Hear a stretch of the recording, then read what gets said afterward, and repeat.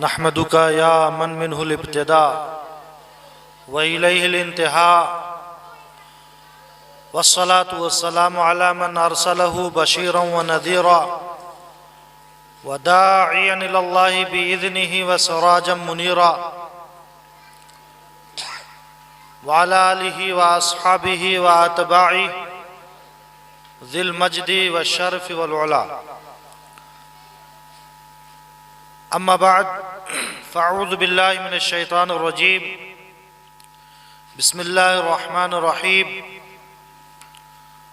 وَنَضَعُ الْمَوَازِينَ الْقِسْطَ لِيَوْمِ الْقِيَامَةِ صدق اللہ مولانا العظیم وبلغنا رسولہ النبی الامین المکین الکریم۔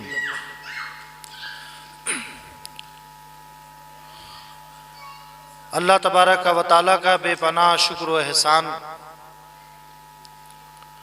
کہ آج اللہ تبارک و تعالیٰ نے ہمیں یہ توفیق عطا کی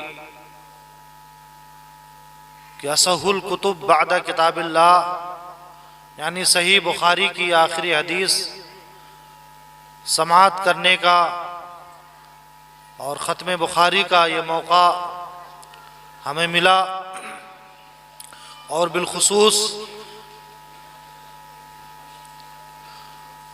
ہماری بہنیں جو حضور امین ملت کے تجزیے کے مطابق ہندوستان میں 49% مرد 51% اور خواتین جو ہیں 49%۔ حضور امین ملت فرماتے ہیں کہ اگر مرد پڑھے گا تو اکیلا وہی پڑھے گا، لیکن اگر کسی خاتون نے پڑھ لیا تو ایک پورا خاندان پڑھا لکھا ہو جائے گا۔ ہم سب دیکھتے ہیں آج کل کے دوڑ بھاگ کے زمانے میں کسے فرصت ہے، مہلت ہے کہ ہم بچوں کی تربیت کریں۔ بچوں کی تربیت خواتین کرتی ہیں، مائیں کرتی ہیں، تو ان کا پڑھا لکھا ہونا بہت ضروری ہے۔ اگر وہ پڑھی لکھی ہوں گی تو نعتیں گنگنائیں گی، حدیث پڑھیں گی، قرآن پاک پڑھیں گی، اور پڑھی لکھی نہیں ہوں گی تب تو ہم بازار کا حال دیکھ ہی رہے ہیں۔ اب تو بازار جانے میں ہم لوگوں کو بڑی شرم آتی ہے، بچا بچا کے نکلنا پڑتا ہے۔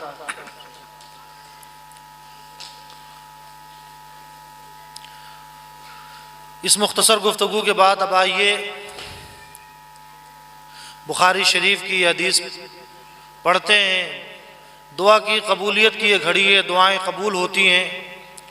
بزرگوں کا وطیرہ رہا، یہ تو سال کے آخر میں بخاری شریف کے ختم کی یہ رسم ادا کی جاتی ہے، لیکن عہد وسطیٰ میں ہمارے بزرگوں کا طریقہ تھا، بارش نہیں ہوتی تھی، کوئی پریشانی کوئی مصیبت آن پڑتی تھی تو اس آخری حدیث کے ختم کی وہ محفل منعقد کیا کرتے تھے، اور اس کے وسیلے سے اللہ تبارک و تعالیٰ سے دعا کرتے تھے۔ جس طریقے سے حضور کو اللہ تبارک و تعالیٰ نے اپنا محبوب بنایا، ویسے ہی حضور علیہ السلام کے احادیث طیبہ کے محبوب ہونے میں کوئی شک نہیں ہے۔ اسی لیے دعا میں کہا جاتا کہ وہ دعائیں مانگیں جو ماثور ہیں، قرآن اور حدیث میں آئی ہیں، ان کے قبولیت کے چانسز اور امید زیادہ ہوتی ہے۔ تو آئیے سب سے پہلے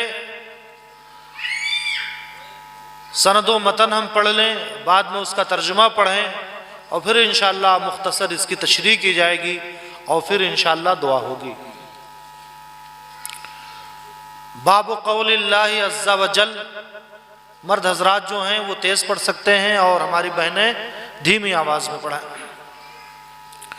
باب قول اللہ عز و جل وَنَضَعُ الْمَوَازِينَ الْقِسْطَ لِيَوْمِ الْقِيَامَةِ وَأَنَّ أَعْمَالَ بَنِي آدَمَ وَقَوْلَهُمْ يُؤْزَنُ وقال مجاہد القسطاس او القسطاس العدل بالرومیہ ويقال القسط مصدر المقسط وهو العادل وأما القاسط فهو الجائر۔ اب حدیث پاک شروع ہو رہی ہے، اسے میرے ساتھ پڑھیں۔ حدثنا احمد بن اشکاب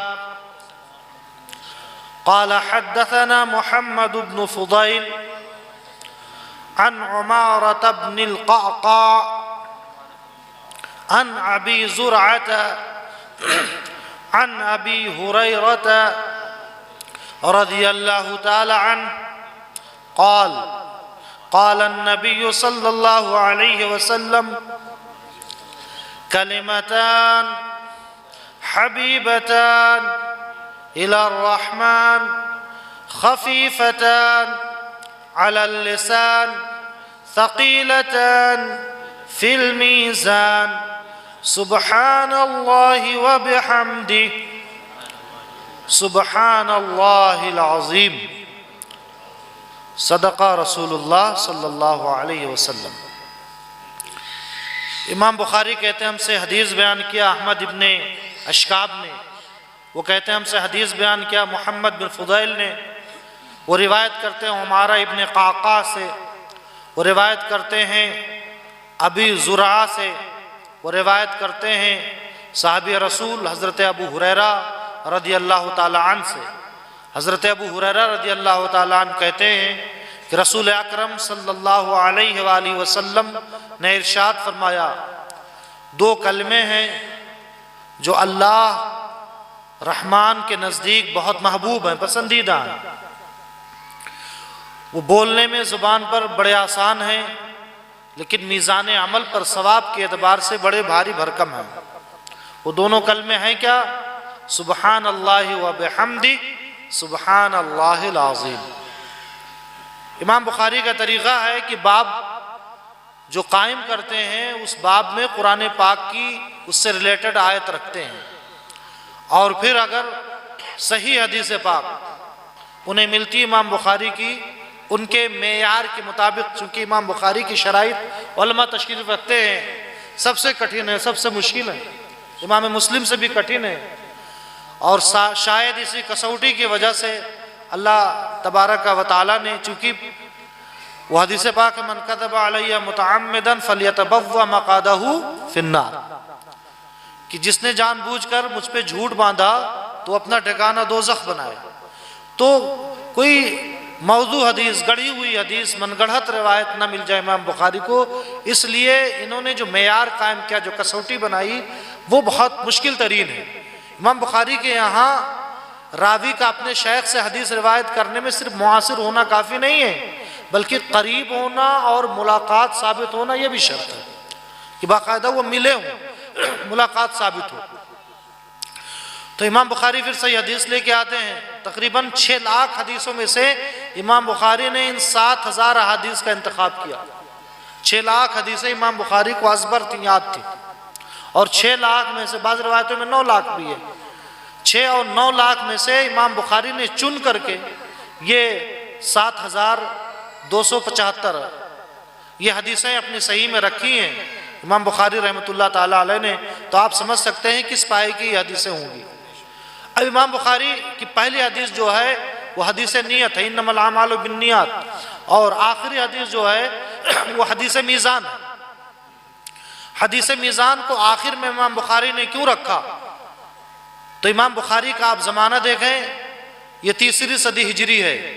3 صدی ہجری جو امام بخاری کی پیدائش 194 AH میں ہجری میں ہوئی تھی، اور وفات 256 میں آپ کا وصال ہوا۔ تو 2 صدی ہجری میں تو آپ بچے رہے، چھوٹے تھے، ننھے تھے، اور آپ کا جو زمانہ ہے وہ 3 صدی ہجری۔ 3 صدی ہجری جو ہے یہ عباسیوں کا زمانہ، عباسائڈس۔ آپ ہارون رشید کے زمانے میں، اب تو بہت سی افسانوی اس پر ڈرامے بھی بن گئے الف و لیلہ کے نام سے، تو حالانکہ اس میں ساری چیزیں غلط نہیں ہیں۔ اس زمانے میں فلسفہ یونان سے آیا تھا اور نئی نئی چیزیں ایجاد ہو رہی تھی۔ جب بھی ٹیکنالوجی کا زمانہ آتا ہے، ایجادات کی کثرت ہوتی ہے، تو انسان سبب پر زیادہ بھروسہ کرتا ہے اور مسبب الاسباب سے اس کا رشتہ کمزور ہو جاتا ہے۔ تو امام بخاری جس زمانے میں سانس لے رہے تھے، جہاں ایک طرف بڑے بڑے علماء، جید علماء کرام، مشائخ اعظام تھے، وہیں دوسری طرف دہریوں کا اور معتزلیوں کا ایک بڑا جتھا تھا، بڑا گروپ تھا، اور اتنا بڑا گروپ تھا کہ یہ لوگ دخیل تھے حکومت میں، اور ان کے اشارے پر، ان کے ایما پر خلفائے بنو عباس فیصلے لیا کرتے تھے۔ تو اس زمانے میں معتزلہ کا ایک بڑا گروہ یہ کہتا تھا عقل میں جو بات نہیں آتی تھی وہ نہیں مانتے تھے، اسلام کی چیزوں کو وہ عقل پہ پرکھتے تھے۔ جیسا کہ آج کے اسٹوڈنٹس بگ بینگ تھیوری اور زمین چل رہی ہے کہ ساکن ہے، ان ساری چیزوں کو بہت سب سے زیادہ سوالات کالج میں جو کرتے ہیں ہم لوگوں سے، وہ سائنس کی چیزوں کو لے کر کے لاتے ہیں۔ تو امام بخاری اسلام نے جو بنیاد رکھی ہے، اللہ تبارک و تعالیٰ نے اسلام کی جو بنیاد رکھی، وہ حواس خمسہ پہ نہیں رکھی، وہ عقل پہ نہیں رکھی ہے، اس لیے کہ عقل جن چیزوں سے علم حاصل کرتی ہے وہی حواس خمسہ ہیں، جنہیں 5 سینسز آف سائنس کہا جاتا ہے۔ ان میں کمی ہوتی ہے، ان میں گڑبڑی ہوتی ہے، چنانچہ ہمارے دیکھنے میں بھی گڑبڑی ہوتی ہے، سننے میں گڑبڑی ہوتی، چکھنے میں بھی گڑبڑی ہوتی ہے، چھونے میں گڑبڑی ہوتی۔ تو جن پر علم کا مدار رکھا عقل نے، ان پلر میں گڑبڑی ہے، وہ پلر ہی کھوکھلے ہیں، تو ان سے جو علم گین کیا جائے گا، جو نالج حاصل کی جائے گی، ان میں بھی گڑبڑی ہوتی ہے۔ تو اللہ تبارک و تعالیٰ نے اپنے دین اسلام کی بنیاد جو رکھی، عقل پہ نہیں رکھی بلکہ وحی الہی پہ رکھی، وحی الہی جو شک و شبہ سے بالاتر ہے۔ تو امام بخاری رحمۃ اللہ تعالیٰ علیہ چاہتے تو اپنے زمانہ کے علماء معقولات سے جواب دے سکتے تھے، لیکن وہ معقولات کی کتاب لکھ نہیں رہے تھے، حدیث کی کتاب، تو انہوں نے سمعیات سے جواب دیا کہ تم اپنے عقل سے میزان عمل کا انکار کرتے ہو۔ دیکھو قرآن پاک میں خود اللہ تبارک و تعالیٰ نے میزان کا ذکر فرمایا، وَنَضَعُ الْمَوَازِينَ الْقِسْطَ لِيَوْمِ الْقِيَامَةِ، اللہ فرماتا ہے کہ ہم قیامت کے دن انصاف کے ترازو قائم کریں گے۔ تو امام بخاری رحمۃ اللہ تعالیٰ علیہ نے انہیں گویا کہ یہ جواب دے دیا کہ آئے عقل کے پرستارو، تم دین کی بنیاد عقل کو نہ ٹھہراؤ، عقل عیار ہے، سو بھیس بدل لیتی ہے۔ تو قرآن اور حدیث آج بھی امام بخاری سے ملتا جلتا زمانہ ہے۔ اس وقت کا سب سے بڑا فتنہ جو ہے وہ ایتھزم کا فتنہ ہے، وہ دہریت کا فتنہ ہے، وہ ملحدین کا فتنہ ہے۔ ملحدین کے سوالوں کے جوابات دینا نارمل علماء کے لیے جو بیچارے صرف مدرسے سے فارغ ہو کر کے آگے بڑے مشکل کام ہے۔ اس لیے اب علماء کی ایک بڑی جماعت یونیورسٹیز کا رخ کرتی ہے اور انہی کی زبان میں انہیں جواب دینے کی کوشش کرتی ہے۔ تو آج بھی اس پر عمل کرنے کی ضرورت ہے۔ اچھا، امام بخاری رحمۃ اللہ علیہ نے آخر میں یہ حدیث کیوں رکھی، اس کا فائدہ کیوں؟ بیچ میں چاہتے تو رد کر دیتے، تو چونکہ خاتمہ بہت مضبوط ہونا چاہیے۔ First impression is the last impression جس طریقے سے ہے کہ اول اچھا تو آخر بھی اچھا ہوتا ہے، ایسے ہی خاتمہ بالخیر ہونا بھی بہت ضروری ہے۔ امام بخاری رحمۃ اللہ علیہ نے یہ ملحدین اور معتزلہ اور جو لوگ میزان عمل کا انکار کرتے تھے، ان کے رد میں بخاری کی آخری حدیث رکھ کر کے رہتی دنیا تک کے مسلمانوں کو اور اہل سنت و جماعت کے افراد کو یہ سبق دے دیا کہ اگر تم چاہتے ہو کہ تمہارا کوئی عمل بارگاہ الہی میں مقبول ہو تو رد بد مذہبہ اپنے خواتین میں عمل میں داخل کرو۔ تو بد مذہبوں کا رد بھی کیا، جہاں حدیث پاک رکھی وہیں بد مذہبوں کا رد کیا۔ اب آئیے اس آیت پر ذرا اس کی علمی بحث ہو جائے۔ اللہ تبارک و تعالی نے فرمایا موازین، میزان جو اصل میں میوزان تھا، وزنہ یزنوں سے، بابے جب اس میں اعلیٰ میوزان ہوتا ہے اور جب اس میں تعلیل ہوگی واو کو یا سے بدل دیں گے میزان ہو جائے گا۔ تو میزان کی جمع ہے موازین۔ اب میزان ایک ہوگا تو جمع لانے کی ضرورت کیا تھی اسے؟ تو علماء نے اس کے متعدد جواب دیے۔ ایک جواب تو یہ کہ جو موزونات ہوں گی، جو چیزیں اس میں تولی جائیں گی، جو چیزیں تولی جائیں گی، ان کا اعتبار کرتے ہوئے کہ ہر فرد کا نام اعمال الگ ہوگا، تو اسے دیکھتے ہوئے اللہ تبارک و تعالیٰ نے موزونات کے اعتبار سے موزون بھی کو بھی جمع استعمال فرمایا۔ اور دوسرا جواب یہ ہے کبھی کبھار تفخیم شان کے لیے بھی کسی چیز کو جمع لے آیا جاتا ہے، جیسے حضرت نوح علیہ کذبت قوم نوح المرسلین کہ قوم نوح نے رسولوں کو جھٹلایا۔ تو وہاں کئی رسول تو تھے نہیں، خود حضرت نوح علیہ السلام واحد تھے، لیکن حضرت نوح علیہ السلام کی عظمت شان بتانے کے لیے کہ گویا نوح علیہ السلام کا اکیلے جھٹلانا، ان کی تکذیب کرنا پورے رسولان اعظام کو جھٹلانے کے مترادف ہے۔ تو تفخیم شان کے لیے بھی چیز کو جمع لایا جاتا ہے۔ تو میزان موازین جو جمع ہے اس وجہ سے بھی امام بخاری لے کے آتے ہیں۔ اب سوال یہ ہوا، ایک نحوی بحث چھیڑ رہے ہیں کہ موصوف صفت میں جو 7 چیزوں میں مطابقت ہوتی ہے اس میں ایک واحد اور جمع ہے، جب موازین جمع ہے تو القسط واحد کیوں لے کر کے آئے، اس کی وجہ کیا ہے؟ تو قسط واحد اس لیے لے کر کے آئے کہ قسط مصدر ہے اور مصدر واحد ہی لایا جاتا ہے، اس میں جمع کا معنی آپ پیدا ہو جاتا ہے۔ اور دوسرے یہ کہ اس سے پہلے مضاف مقدر ہے، چلیے مطابقت ہی دکھا دیتے ہیں۔ بہت جگہوں پہ مضاف کیا ہوتا ہے؟ مقدر ہوتا ہے، یہاں مضاف ذوات کا لفظ، ذوات القسط، ذوات کا لفظ کیا ہے؟ پوشیدہ ہے، تو مطابقت ہو گئی۔ امام بخاری کہتے ہیں بنو آدم کے اعمال تولے جائیں گے۔ ان کا ظاہراً اس قول سے یہ اعتراض ہو سکتا ہے کہ حضرت آدم سے لے کر دنیا کے آخری انسان تک سب کے نام اعمال تولے جائیں گے، جبکہ ایسا تو ہے نہیں۔ حدیث پاک میں ہے کہ حضور علیہ الصلوۃ کی امت کے 70,000 خوش نصیب جو تہجد کی نماز پڑھتے ہوں گے وہ بے حساب جنت میں جائیں گے۔ نام اعمال پر ان کی پیشی نہیں ہوگی، ان کے اعمال تولے نہیں جائیں گے۔ اس سے تہجد کی اہمیت بھی جہاں سمجھ میں آتی ہے۔ تو اب کیا جواب دیا جائے گا کہ ولی الاکثر حکم الکل، یہ حکم میں یہ قاعدہ کلی نہیں ہے، یہ قاعدہ اکثری۔ اب ایک اور بحث امام بخاری کی وجہ سے یہاں یہ کی جا سکتی ہے کہ اللہ تبارک و تعالیٰ نے جو صفت موازین کی لائی گئی قسط، یہ قسط کس زبان کا لفظ ہے؟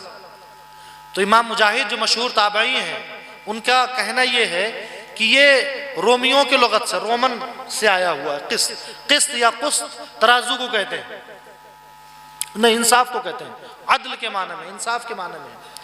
تو اب سوال یہ ہوا کیا قرآن پاک کو تو اللہ فرماتا ہے اِنَّا أَنزَلْنَاهُ قُرْآنًا عَرَبِيًّا لَعَلَّكُمْ تَعْقِلُونَ، ہم نے قرآن کو عربی میں اتارا تاکہ تم سمجھو، غور و فکر کرو۔ تو اللہ فرماتا ہم نے عربی میں اتارا، تو کیا عربی کے علاوہ بھی الفاظ قرآن پاک میں ہیں؟ تو علامہ جلال الدین سیوطی اور امام بدر الدین زرکشی رحمۃ اللہ تعالیٰ علیہ یہ لکھتے ہیں کہ جمہور علماء کا یہ کہنا ہے کہ قرآن پاک میں سنگل لفظ بھی عربی کے علاوہ کا نہیں ہے، ایک لفظ بھی۔ ہاں کچھ لوگ اقل قلیل جو شذوذ میں سے ہیں، الشاذ والمعدوم، جن کا ایک چھوٹا گروہ ہے، کوئی زیادہ، تو ان کا یہ کہنا ہے کہ ہاں کچھ الفاظ آگے، البتہ اس کی بھی تعویل کی جاتی کہ یہ توارد ہے۔ مثال کے طور پر مولانا توصیف صاحب ہمارے برادر اور ہم سبق شاعری کہہ تو رہے تھے کہ ہم شاعری کرتے نہیں ہیں، لیکن پڑھنے کا انداز ایسا تھا کہ بالکل ایسا لگ رہا تھا کہ صاحب ترتیب ہوں۔ ماشاءاللہ شعر پڑھنا بھی ایک کمال ہے، شعر پڑھ دے اور تختی ہو جاتی ہے۔ تو کوئی شعر وہ کہیں اور ہمارے ایک زمانے سے ہم لوگ بچھڑ گئے اور ہم دور ہیں، سیم وہی شعر ہم سے نکل آئے، تو یہ نہیں کہا جائے گا کہ ہم نے ان سے چرایا یا انہوں نے مجھ سے چرایا، اسے توارد کہتے ہیں۔ تو کوئی لفظ کسی زبان میں استعمال ہو رہا تھا، سیم وہی لفظ عربی میں استعمال ہو تو کیا بڑی بات ہے، یا عربی سے ادھر چلا گیا ہو تو اسے قرآن کی یہ اعتراض نہیں ہوتا ہے کہ قرآن میں غیر عربی الفاظ آئے ہیں۔ اب یہ قسط یہ تو ثلاثی مجرد ہے، 3 حروف اس کے قاف سین طا۔ تو صاحب اس مصدر جو ہوتا ہے یا تو اس میں فاعل کے معنی میں ہوتا ہے یا تو اس میں مفعول کے معنی میں، یہاں کس معنی میں ہے؟ تو اس میں فاعل کے معنی میں۔ تو اس میں فاعل کے معنی میں تو قاصد کیوں ہے، مقصد کیوں ہے؟ قاصد ہونا چاہیے۔ تو علماء نے فرمایا اس لیے ایسا ہے کہ قاصد کا معنی ایک معنی ظالم بھی ہوتا ہے، ظالم و جابر، اور مقصد کا معنی ہوتا ہے انصاف والا۔ تو چونکہ ایک صحیح معنی نہیں نکل رہا تھا تو یوں کیا گیا کہ ثلاثی مجرد کو مزید کے معنی میں کر دیا گیا، مقصد کے معنی میں۔ اچھا قاصد کیسے ظالم کے معنی میں ہے؟ ایک بڑا مشہور واقعہ ہے جو ختم بخاری کے موقع پر ہمارے علماء بیان کرتے ہیں کہ وہ ظالم و جابر شخص اپنے زمانے کا حجاج بن یوسف ثقفی، زندگی میں اس نے ایک رحم کیا تھا، کتابوں میں لکھا ہے کہ گھوڑے پہ سوار ہو کے جا رہا تھا حجاج، اور ایک لڑکا آ گیا سامنے، تو اس نے اپنے نیزے کو بھونک دیا اس کے پیٹ میں اور اٹھا کر کے دوسری طرف کر دیا، لڑکا مر گیا تڑپ کے۔ کہا دیکھو ابھی تو یہ ہمارے گھوڑے کے پیر کے نیچے آ جاتا ہے، یہ اس کا سب سے بڑا رحم بتایا جاتا ہے کہ اس نے رحم کیا تھا۔ اب بتائیے جس کا رحم یہ ہے اس کا ظلم کیا ہوگا؟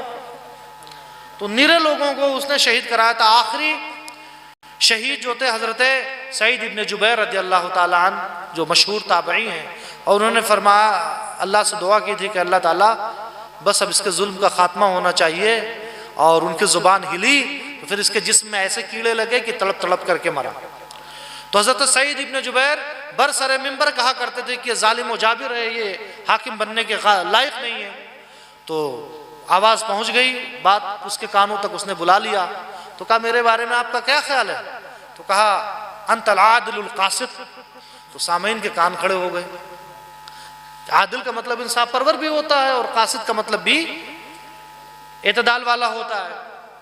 تو لوگوں نے سمجھا کہ سعید ابن جبیر یہاں مداہنت سے کام لے رہے ہیں، جان بچانے کے لیے ایسا کر رہے ہیں، تو بہت بڑا ادیب تھا، عربی ادب پہ بڑی گہری نظر تھی حجاج کی، ظلم اپنی جگہ پر، ہاں لیکن ذاتی صلاحیت و لیاقت اپنی جگہ۔ اس نے کہا کہ آپ لوگ غلط فہمی کا شکار مت رہیے، یہ ہماری تعریف نہیں کر رہے ہیں، یہ عدل، ہاں یہ عدول سے عادل ہے، ہاں اور یہ قسط سے قاسط کہہ رہے ہیں، ہاں ٹھیک ہے۔ تو یہ ظالم کہہ رہے ہیں اور پھر شہید کرا دیا۔ تو قسط سے جو قاسط جو ہوتا ہے وہ ظالم کے معنی میں ہوتا ہے، اور مقسط جو ہوتا ہے یہ انصاف کرنے والا کے معنی میں ہوتا ہے۔ تو یہاں جو ہے قسط مقسط کے معنی میں ہے۔ اب حدیث پاک پہ آ جائیں۔ پیارے آقا علیہ الصلوۃ والسلام فرماتے ہیں دو کلمے ہیں، اور کلمہ کی تعریف کافیہ اور ساری کتابوں میں الکلمۃ لفظ وضع لمعنی مفرد، مفردن اور مفردن سب پڑھیے۔ تو باتیں جو آ رہی ہیں سبحان اللہ وبحمدہ سبحان اللہ العظیم، سنگل نہیں دو دو جملے ہیں۔ تو یہ کلمہ کیسے ہوا؟ تو مدارک میں بھی آپ نے پڑھا ہوگا، اور ویسے بھی کہ قصیدے کو بھی اہل عرب کلمہ کہہ دیتے ہیں، قصیدے کو، ان کی زبان ہے، وہ جو چاہے استعمال کریں۔ اب کیا کہتے ہیں پرشین والے، اب آب خوری کہتے ہیں، کیا کہتے ہیں پرشین والے؟ آب خوری، پانی کھانا، اور ہم کہہ دیں تو لوگ ہمیں اردو ادب والے تڑپ اٹھیں گے کہ یہ کیا ہو گیا، بھئی ان کی زبان ہے۔ تو ایسے اہل عرب کی زبان ہے، وہ قصیدے کو بھی کلمہ کہہ دیتے ہیں۔ تو یہاں کلمہ کلام کے معنی میں دو کلمے ہیں۔ اب وہ کیسے ہیں؟ حبیبتان، بڑے محبوب ہیں، اتنے محبوب ہیں کہ ان کلموں کا کوئی ورد کرے تو اللہ اسے محبوبیت کا مقام عطا کر دیتا ہے۔ یہ ورد کرتے کرتے پڑھنے والا بھی اللہ کا محبوب ہو جاتا ہے۔ کسے محبوب ہے؟ رحمان کو۔ اللہ تبارک و تعالیٰ نے اپنے محبوب کو جوامع الکلم عطا کیا تھا کہ الفاظ مختصر ہوں گے لیکن زندگی بھر کوئی ادیب ان کی تشریح کرتا رہے، یہ دریا ہے کہ کم ہونے والا نہیں ہے۔ تو حبیب اللہ کے کئی اسما ہے، رحمان ہی کو یہاں کیوں استعمال کیا گیا؟ حافظ ابن کثیر دمشقی بسم اللہ کی تفسیر میں لکھتے ہیں کہ رحمان اسے کہتے ہیں اذا سئل عطا، کہ جب بھی بندہ اس سے لو لگائے تو اللہ عطا کر دے۔ رحمان اسے کہتے ہیں اذا سئل عطا، جب بھی بندہ لو لگائے اللہ سے مانگے تو اللہ عطا کر دے۔ اور کوئی دعا، کوئی ورد پڑھنے کا مقصد یہ ہوتا ہے کہ اللہ ہمیں دے دے، جنت دے دے، اپنی رضا دے دے، ہماری مرادیں پوری کر دے۔ تو اسپیشل لفظ رحمان لایا گیا، اور جب اور زیادہ مانگنا ہوتا ہے تو رحیم لایا جاتا ہے۔ رحیم کسے کہتے ہیں؟ اذا لم یسأل یغضب، کہ جب نہ مانگا جائے تو اس بات پہ ناراض ہو جائے کہ بندہ مانگا کیوں نہیں، مانگتا کیوں نہیں، تو یہاں رحمان کا لفظ استعمال کیا گیا۔ اچھا، تو اب ذہن میں یہ سوال پیدا ہوا کہ جو اللہ کو محبوب کلمے ہوں تو اتنی آسانی سے تو میسر ہونے والے نے اس میں زیادہ محنت کرنی پڑے گی، مشقت کرنی پڑے گی۔ تو انما العطایا علی قدر البلایا، جیسے محنت مشقت ہوگی، آزمائش ہوگی، اسی اعتبار سے انعام ملتا ہے۔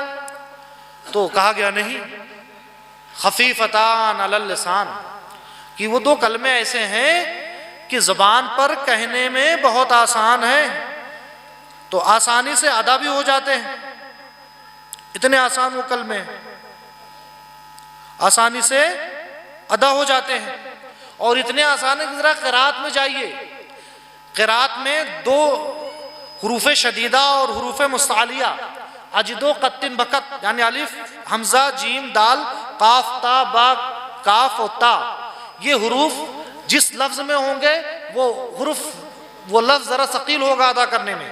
ایسا حروف مستعلیہ جن کا مجموعہ ہے خصہ ضغط قذ، اہل قرات تجوید سے تعلق رکھنے والے حضرات قراء کرام تشریف رکھتے ہیں، تو جس میں یہ الفاظ پائے جائیں گے حروف شدیدہ ہوں یا حروف مستعلیہ ہوں، ان میں ذرا ثقالت ہوگی، بوجھل پن ہوگا، ٹھیک ہے؟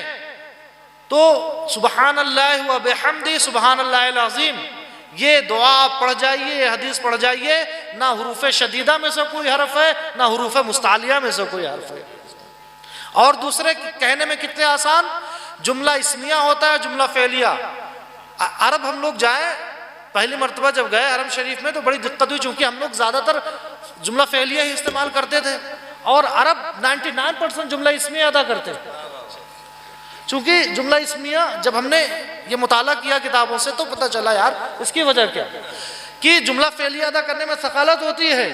بھئی لام تاکید بنون تاکید ثقیلہ خفیفہ امر حاضر معروف، یہ جتنے بن کے فلاں دھماکہ جتنے قاعدے ہیں سب مستحضر کرنے پڑیں گے، تو بتکلف آپ بولیں گے، ٹھیک ہے؟ وہ بھی کہاں ماضی بولنا ہے، ماضی منفی، اور کہاں لم بولنا ہے، یہ بھی اس پر دلالت کرتا ہے۔ ایک مرتبہ ہم نے کہہ دیا، ایک عربی ڈرائیور تھا، تو اس نے کہا کیا سب لوگ آگئے اپنی بولی میں؟ تو ہم نے سوچا ہم بھی عربی ہیں بھائی، اب نانی کا آگے ننیحال کا بیان، تو ہم نے کہا تخلف واحد، کہا تھا لا حول ولا قوة الا باللہ، پھر تخلفہ کا معنی سمجھایا، وہاں ہمیں تخلف کا معنی سمجھ میں آیا۔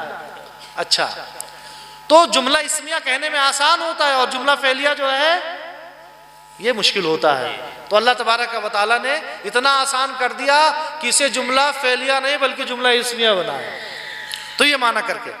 اب عام طور سے جو چیز کہنے میں آسان ہو تو رزلٹ بھی اس کا کم ہوتا ہے کہ نہیں؟ حضور علیہ السلام نے بیان فرما دیا اللہ کے بتائے سے کہ نہیں، ایسا مت سمجھو، ثقیلتان فی المیزان، یہ جو 2 کلمے ہیں بولنے میں بھلے آسان ہیں لیکن میزان عمل پہ ان کا اجر بہت بڑا ہے، ثواب کے اعتبار سے بہت بھاری ہیں۔ اب میزان عمل، یہ جو ترازو قائم کیا جائے گا میدان محشر میں، تو اعمال کو اللہ تبارک و تعالی، اللہ کی مشیت، اللہ کی رحمت، پانی کے قطرے سے اللہ تبارک و تعالی ہم آپ جیسے لوگوں کو پیدا فرما دیتا ہے۔ اللہ کی مشیت، اللہ چاہے تو قطرے کو دریا کر دے اور ذرے کو آفتاب بنا دے، یہ اس کی مشیت ہے۔ اللہ تبارک و تعالی نے ان مختصر اور آسان جملوں میں یہ کوالٹی رکھی ہے کہ میزان عمل اس سے بھر جائے گا۔ کیسے بھر جائے گا؟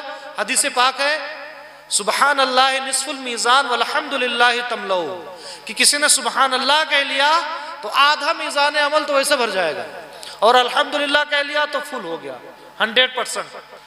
تو اور دوسرا معنی یہ بھی ہو سکتا ہے کہ سبحان اللہ کہنے سے آدھا بھرتا ہے اور الحمدللہ سے اکیلے پورا ہو جاتا ہے، یہ معنی ہوتا ہے۔ تو یہ اللہ تبارک و تعالی اس کلمے کے ذریعہ سے میزان عمل پر ثواب کو بڑھا دے گا اور پلڑا باوزن ہوگا۔ اب میزان عمل پر اللہ تبارک و تعالی جب ترازو کو لے کے آئے گا، اس کے 2 پلڑے ہوں گے اور ایک زبان ہوگی، جسے ہم لوگ اپنی زبان میں کانٹا کہتے ہیں۔ اب تو ڈیجیٹل ترازو آ گئے ہیں، لیکن اب بھی بعض دکانوں پہ وہ ہاتھ سے تولنے والا ترازو ہے۔ اب وہ کتنا بڑا ہوگا کہ زمین آسمان اس کے ایک پلڑے میں آ جائے پھر بھی وہ نہ بھرے، زمین و آسمان ایک پلڑے میں آ جائے مگر وہ پلڑا نہ بھرے۔ ایک روایت میں کہ حضرت جبریل امین میزان عمل پہ کھڑے ہوں گے، اور دوسری روایت میں ہے کہ حضرت میکائیل علیہ السلام میزان عمل پر کھڑے ہوں گے۔ تو ہاں، اب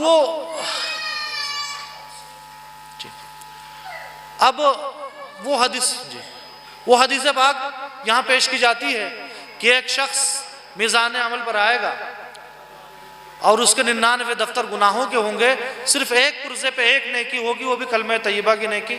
اللہ فرمائے گا جا تلوا، وہ تلوانے جائے گا تو اللہ سے عرض کرے گا کہ ایک طرف 99 دفتر اور دوسری طرف ایک پرزہ۔ اللہ فرمائے گا جا تیرے ساتھ ظلم نہیں ہوگا۔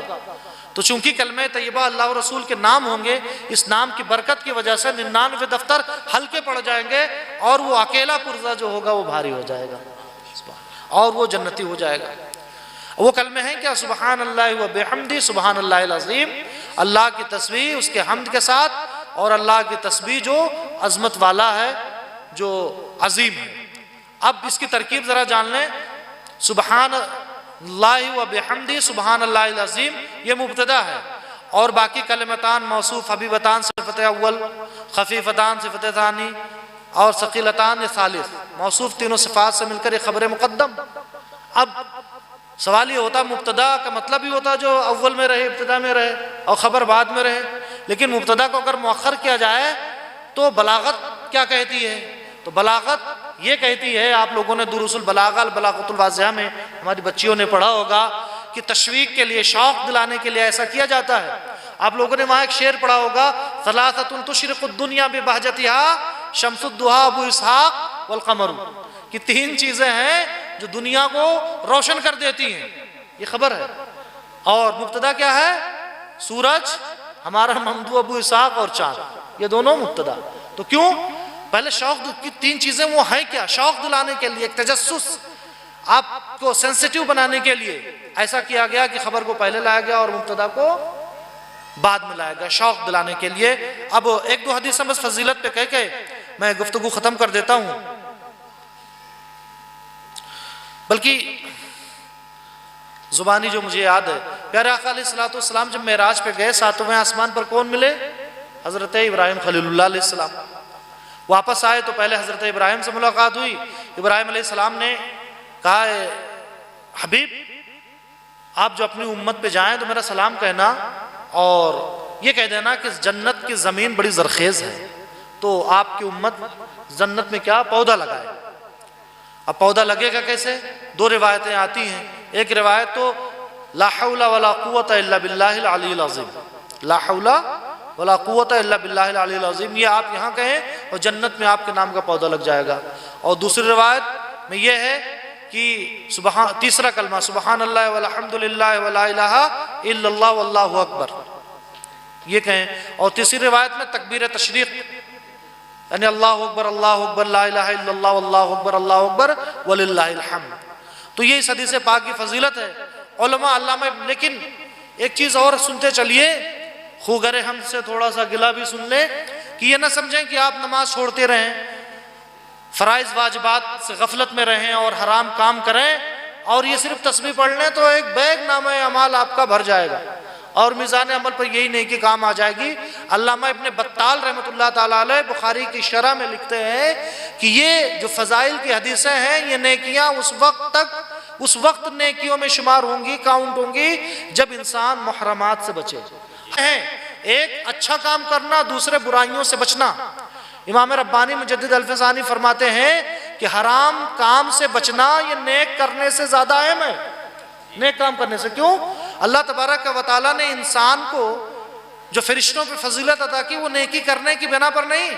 ہم سے زیادہ نیکیاں، تسبیحیں اور تقدیس ان کے پاس ہیں، لیکن ایک چیز امام ربانی کہتے ہیں جو فرشتوں کی جھولی میں نہیں ہے، وہ یہ ہے قدرت ہوتے ہوئے گناہ سے بچنا۔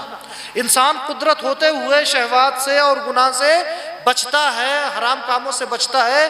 یہ ایک ایسی چیز ہے جس کی وجہ سے اللہ تبارک و تعالیٰ نے وَلَقَدْ كَرَّمْنَا بَنِي آدم کا تاج انسانوں کے سروں پہ سجایا۔ تو حرام کام سے بچیں، فرائض اور واجبات کی تکمیل کریں، ادا کریں انہیں، اور اس کے بعد یہ سبحان اللہ و بحمدہ، یہ سبحان اللہ العظیم، یہ ساری چیزیں آپ پڑھتے جائیں اور آپ کا میزان عمل نیکیوں سے بھرتا چلا جائے گا۔ وما علینا الا البلاغ او کما قال صلی اللہ علیہ وسلم وصلی اللہ علی سیدنا و مولانا محمد وآلہ و اصحابہ اجمعین۔